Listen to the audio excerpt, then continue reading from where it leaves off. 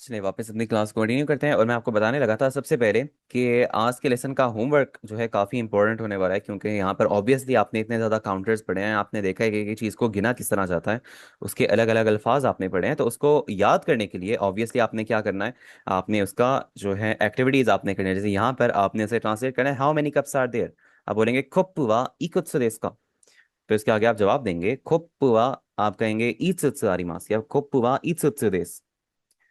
तो या फिर हितोत्सु देस। तो इस तरह आप इन्हें सॉल्व करेंगे, और ये जो है आपने करके सॉल्व, फिर आपने जाना है अपने राइटिंग के होमवर्क पे। राइटिंग का होमवर्क भी आपका ऐसे ही होने वाला है कि यहाँ पर आपसे पूछ रहे हैं यहाँ पर कितने वाइट स्टार्स हैं। वाइट स्टार्स को आप कन्वर्ट करें इनटू जापानीज।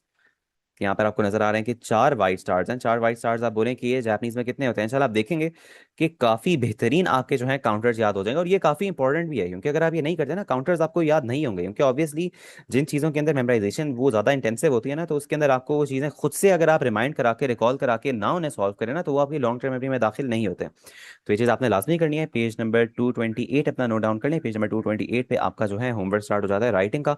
और अब जरा देखते हैं अपनी खाता का नाम। कथाकना के ऊपर मूव ऑन करने से पहले कोई भी क्वेश्चन हो किसी का तो आप मुझे बता सकते हैं। चलिए अब हम स्टार्ट करते हैं अपनी जापानीज की जो सेकंड हमारा जो राइटिंग स्टाइल है, सेकंड जो स्क्रिप्ट है, और वो है काताकाना। तो सबसे पहले मैं आपको बताऊंगा काताकाना इस्तेमाल किस लिए होती है। देखिए काताकाना के ना, मैंने ये चीज़ नोटिस की है, काफ़ी लोग जो है अपने पूरे पूरे कोर्सेज कर लेते हैं N5 N4 के, उन्हें यही चीज़ नहीं आइडिया होती। ऑब्वियसली बाकी इंस्टीट्यूट्स की बात करूँ, उन्हें आइडिया नहीं होता कि काताकाना इस्तेमाल किस लिए होती है। तो मैंने कहा कि पहले आपको ना बेसिक ये चीज़ इसका आइडिया होना चाहिए कि काताकाना इस्तेमाल किस लिए होती है। अभी तक वैसे हमने काफ़ी डिस्कस किया भी है इसे, जो हमारी पहली क्लास थी वहां पर भी इसे डिस्कस किया था, डेमो क्लास के अंदर भी इसे डिस्कस किया था। यहाँ पर मैं आपको दोबारा एक्सप्लेन करूंगा। काताकाना के ना मेनली तीन अल्फा तीन तीन इसके यूजेज होते हैं मेन।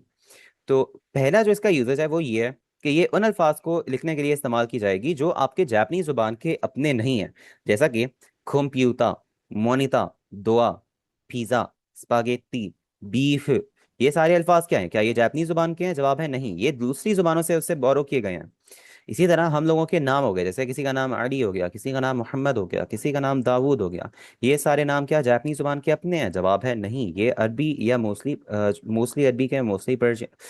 अरबी के अलावा जो है पर्शियन के भी थोड़े से नाम हो सकते हैं। तो ये आपके दूसरी लैंग्वेज से बोरो किए जाते हैं। जो आपके जापानीज लोगों के जो अपने नाम होते हैं वो तो आप हिरागाना और कांजी के अंदर लिख सकते हैं, लेकिन जो हट के जो दूसरे नाम होते हैं वो आप लिखेंगे काताकाना में। तो ये इसका पहला यूसेज हो गया। जापानी जुबान से हट के जितने भी अल्फाज हो गए वो सारे आपके लिखे जाएंगे काताकाना में। अब नेक्स्ट चीज ये है, जो आपके कंपनी नेम्स होते हैं, जो आपके ब्रांड नेम्स होते हैं, वो भी सारे आपके लिखे जाएंगे काताकाना में। इसकी ना वजह, इसकी एक काफी इंटरेस्टिंग वजह भी है। इसकी वजह ये है कि काताकाना ना देखने से ही लगती है कि वो काफी ना मॉडर्न और काफी शार्प ये लैंग्वेज है, जबकि हिरागाना देखने में नजर आता है कि वो काफी राउंडेड है, काफी ट्रेडिशनल इसके अंदर से वाइब आती है। तो मैं एक चीज आपके सामने काताकाना में लिखता हूँ, वही चीज आपके सामने हिरागाना में लिखता हूँ।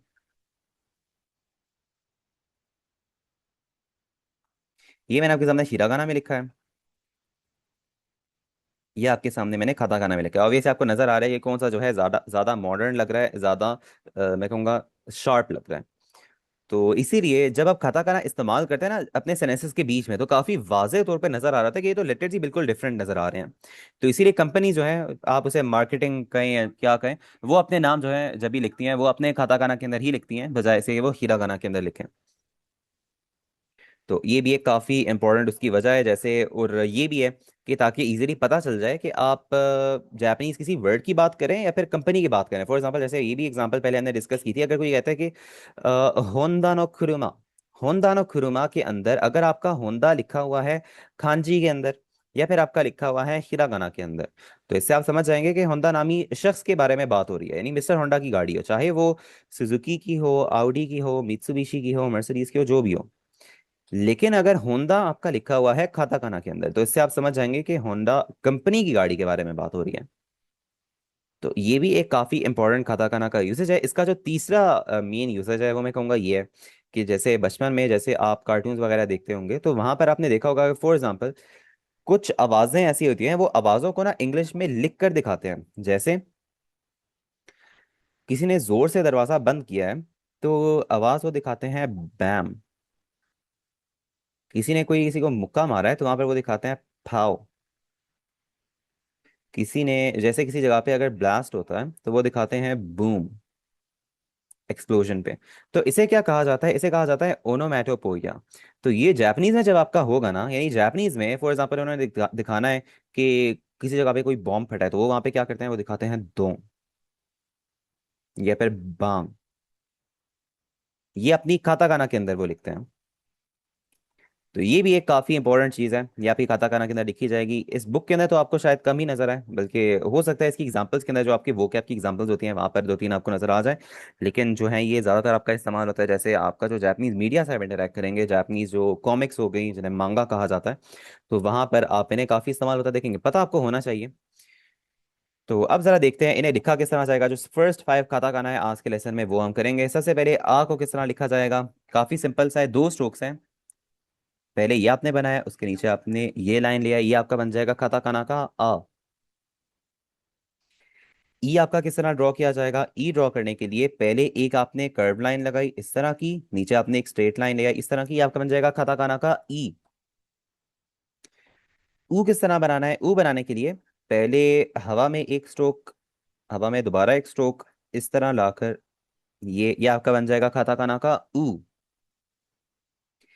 ए आपका काफी सिंपल सा है, ए बनाने के लिए बिल्कुल जो इंग्लिश का आई होता है ना, जो कैपिटल आई होता है, जैसे ये ये आपने बना देना, बस इसकी जो नीचे वाली लाइन है ना, ये आपने थोड़ी सी ज्यादा लंबी कर देनी है, ये आपका बन जाएगा इस तरह का, ये बन जाएगा काताकाना का ए।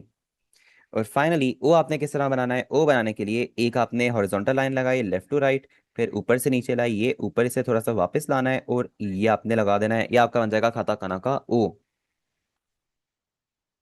तो ये आपकी पहली 5 काताकाना हो गई हैं, आ ई उ ए ओ। और इसकी जो पिक्चर्स है ना वो इंशाल्लाह आपके साथ ग्रुप में शेयर हो जाएंगी, क्लास के बाद ही शेयर हो जाएंगी इंशाल्लाह।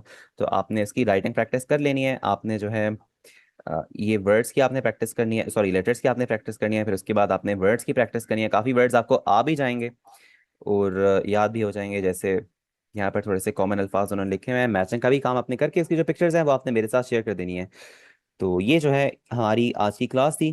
कोई भी क्वेश्चन हो आपका तो आप मुझे बता सकते हैं, फिर उसके बाद क्लास को एंड करते हैं। कोई भी क्वेश्चन हो, कोई भी चीज़ आपको ना समझ आई हो तो प्लीज़ लेट मी नो।